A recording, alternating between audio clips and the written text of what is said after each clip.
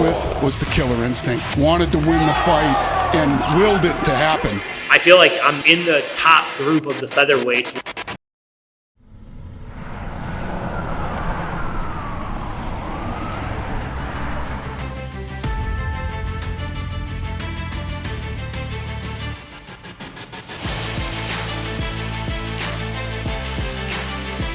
So I've been working with Billy for over 5 years now.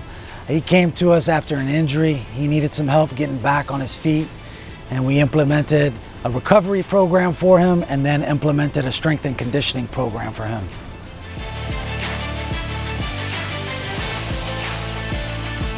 I think the biggest thing for me was when I was on The Ultimate Fighter in 2015.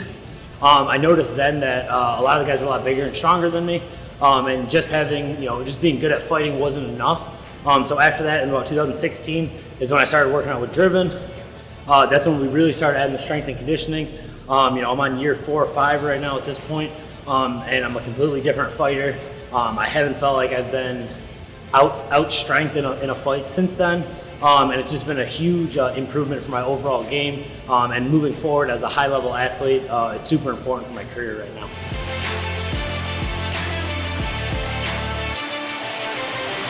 So with Billy's training, what we look at is how he's feeling when he comes in. We move around from, if he's feeling, let's say, a sore shoulder, we have to find exercises and modify them to meet what he's needing for that specific workout. A lot of these fighters are coming to us broken, so we've got to know when to push them hard and when to scale back. I think that's what we really do well with, is knowing how to push him and what days to push him.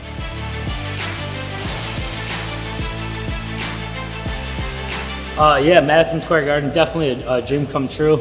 I watched my teammate Matt Favola fight there a couple of years ago, one of the best fights I've seen. And yeah, just a dream come true, fighting in a huge stadium, fighting in such a historic venue. Every fighter's fought there, Muhammad Ali, Mike Tyson, the list goes on and on. So it's really just a dream come true, and in these next couple of weeks, just making sure that I put the work in and I know what I'm capable of.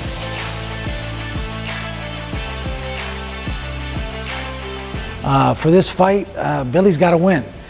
All his fights, that's the same mindset he has. It's like his last fight. He had to earn his way into this position, all the way from the Ultimate Fighter. He's had some letdowns and some disappointments, and he's always worked his way back through injury and through just getting, cut off of the first Ultimate Fighter to getting another chance and then putting him in the UFC.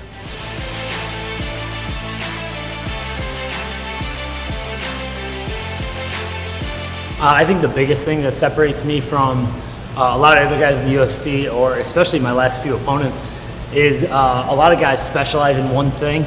And over my career, I've done a good job kind of using what they're good at and what they're not good at, and beating them in areas that they're not used to. So basically just being a full, complete fighter, using my striking, using my wrestling, using my jiu-jitsu to win, using that extra strength and conditioning, being athletic, as opposed to relying on one martial art. I think that's one of the things that separates me the most from a lot of these guys that I'm fighting.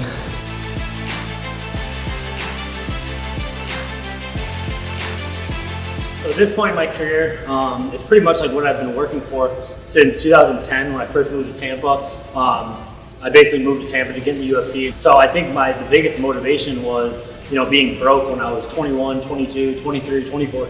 All the way up until the last couple of years. Basically, the last 10 years have been leading up to these type of fights. So I didn't come this far just to get this far. So now winning is, the most important thing in my life right now.